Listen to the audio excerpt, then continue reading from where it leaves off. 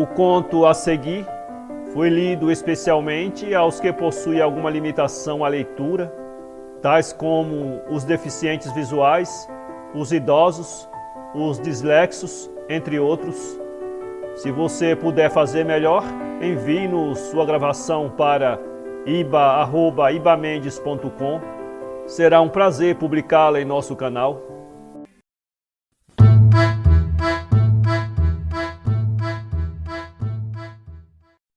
Uma bebedeira, de Graciliano Ramos. Voz, Iba Mendes. Andamos cerca de 2 léguas a cavalo, minha mãe posta de meia esguelha, envolta na saia comprida e larga, uma perna presa num gancho do cilhão. Meu pai todo pachola, boa lança nas cavalhadas, viajando no preceito, como quem executa um dever. Eu seguro por ele, na maçaneta da sela, porque era pequeno demais e não me aguentava na garupa do animal. Íamos visitar um fazendeiro vizinho, homem considerável, de hábitos que mereciam a reprovação da gente cautelosa. Nesse dia não o percebi direito.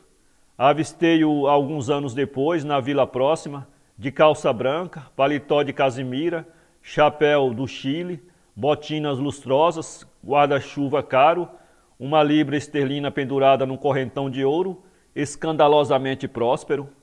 E ao cabo de longo intervalo, encontrei-o de novo, muito por baixo, carregando na aguardente, jogando baralho com polícias em balcões de bodegas e em calçadas.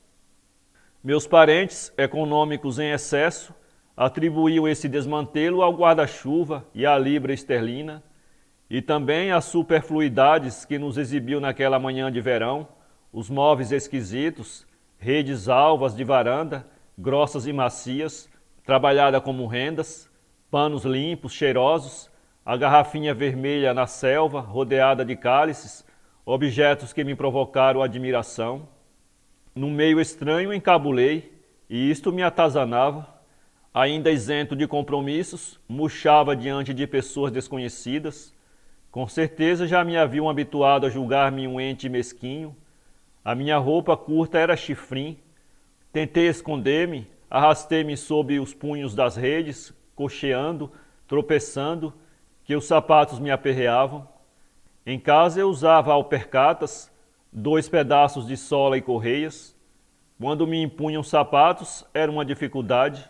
Os pés formavam bolos, recalcitravam, não queriam meter-se nas prisões duras e estreitas.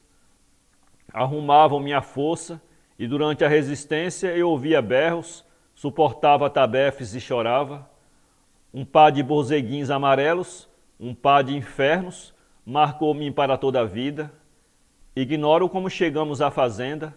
As minhas recordações datam da hora em que entramos na sala.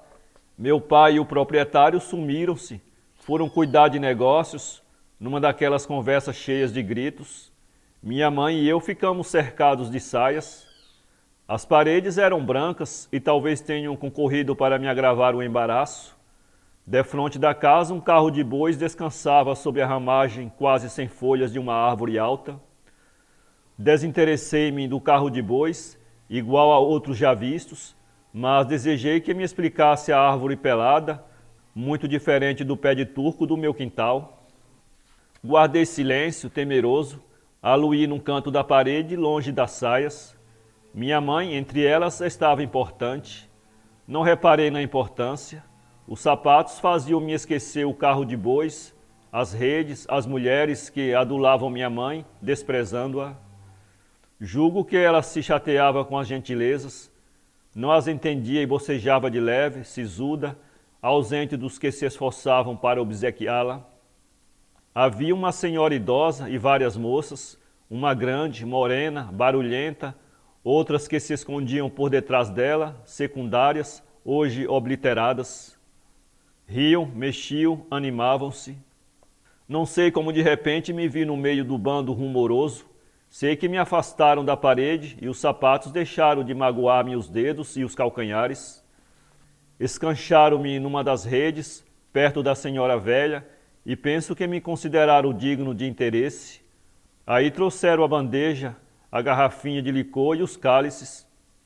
Minha mãe tocou a linha esquiva dos beiços naquela surpresa que tingia a substância rara, cruzou as mãos, franziu a boca numa tentativa de agradecimento. Com rigor, não me seria possível afirmar que tais gestos se realizaram. Surpreendi-os, contudo, em visitas posteriores e arrisco-me a referi-los. Os dedos finos e nodosos juntavam-se inofensivos, os lábios duros contraíam-se mudos, os olhos se esbugalhavam parados, frios, indecisos. O que nessa figura me espantava era a falta de sorriso. Não ia além daquilo, duas pregas que se fixavam numa careta, os beiços quase inexistentes repuxando-se, semelhante às bordas de um caneco amassado. Assim permanecia, contendo bocejos indiscretos. Miúda e feia, devia inquietar-se, desconfiar das amabilidades, recear mistificações. Quando cresci e tentei agradá-la, recebeu-me suspeitosa e hostil. Se me acontecia concordar com ela, mudava de opinião e largava muxoxos desesperadores. Quem me deu o primeiro cálice de licor foi a morena vistosa, mas não sei quem deu o segundo. Bebi vários, bebi o resto da garrafa. Comportei-me indecentemente, perdi a vergonha, achei-me à vontade, falando muito, desvairando e exigindo licor. Uma das moças trouxe-me um copo de vinho com mel. Minha mãe enferrujou a cara, estirou o braço enérgico, mas naquele momento eu desafiava as oposições. Através de uma neblina distinguia formas vagas e inconsistentes. Repeli a mão que avançava para mim, tomei o copo. Daí adiante, até que adormeci, o tempo desapareceu. Certos pormenores avultaram, com certeza se dissiparam casos apreciáveis. Ganhei coragem de supetão, os perigos se esvaíram. Fortaleci-me, percebi aliados nas criaturas que me rodeavam. Uma se distinguia, morena, grande, vermelha, risonha, barulhenta, senhorinha. 20 anos depois, ao saber que ela havia dado com os burros na água, afligi-me. Arruinou, provavelmente acabou depressa. A honra sertaneja encolheu-se, uma tradição reduziu-se a cacos. Todavia continuarão a espalhar mentiras na cidade. A literatura popular e os cancioneiros matutos gastar-se-ão, reprisando camponeses bravos e vingativos, donzelas ingênuas, puras demais. Engano. Senhorinha, educada perto do curral, conhecia os mistérios da procriação e era simples. Filha de proprietário, submeteu-se à honestidade e aguardou o casamento.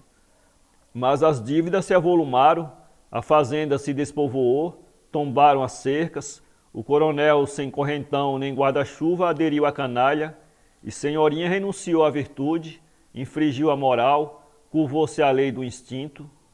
Bonitona. Avizinhei-me dela com impudência camarada, esfreguei-me. Essa precisão de receber carícias de uma pessoa do outro sexo surgiu-me de golpe, estimulada pelo álcool. Suponho que não foi a primeira vez que me embriagaram. As sertanejas do Nordeste entorpecem os filhos à noite com uma garrafa de vinho forte. Meus irmãos ingeriram isso e procederam bem, não choraram, não gritaram, não manifestaram nenhuma exigência. Acordavam quietinhos, moles, bestas, bons como uns santos. Umedeciam as cobertas, mas isso não os incomodava. Dormiam no líquido. E, longe deles, Dona Maria sossegava. Quando apurei o olfato e a vista, percebi que os lençóis de meus irmãos eram fétidos, horríveis. Os meus deviam ter sido assim. Vendo-me o desembaraço, minha mãe tentou agarrar-me.